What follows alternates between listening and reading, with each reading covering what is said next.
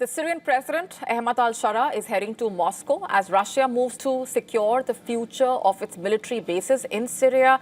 But it's not just Moscow that wants influence in post-war Syria. The US, for that matter, is also courting Sharaa, with President Trump praising his leadership and signaling strong support. And caught between two global powers, Syria is emerging as a key prize in a delicate region. At their previous meeting in October, the Russian President and Sharaa, remember, struck a conciliatory tone.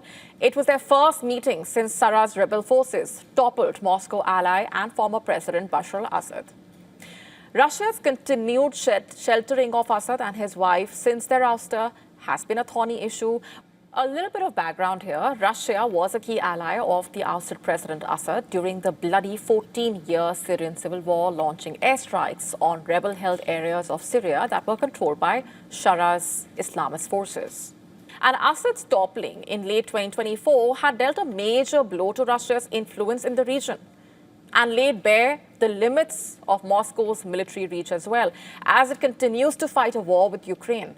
Since then, acting President al-Sharaa has been managing a rather delicate balancing act between both West and Russia in order to bring stability to his war-ravaged country.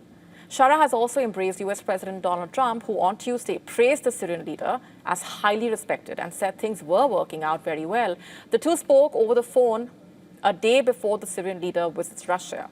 Trump's show of support contrasting with earlier threats by one of his key backers in the Congress, the Senator Lindsey Graham, who called for the U.S. to reimpose sanctions on Syria in response to this recent offensive. Shifting away from his threats, Graham on Tuesday instead credited Trump with restoring stability and demanded that Saudi Arabia use its influence on Syria to keep the region from falling further into chaos. Earlier, Syria's national army had launched the operation to regain control over the country's northern east, where Kurdish fighters had created a de facto separate state during the brutal civil war.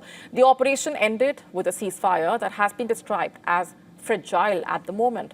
The US had allied with the Kurdish-led Syrian Democratic Forces beginning over a decade ago to fight the Islamic State group, which had gained control over large parts of Syria and Iraq. But Trump envoy said this month that the partnership had outlived its usefulness and backed the Syrian government's efforts. The US has since helped move Islamic State prisoners held for years by the Syrian Democratic Forces to across the border in Iraq. Trump has ended sanctions and taken other steps to boost Syria at the urging of Shara's allies, Saudi Arabia and Turkey, and despite misgivings by Israel.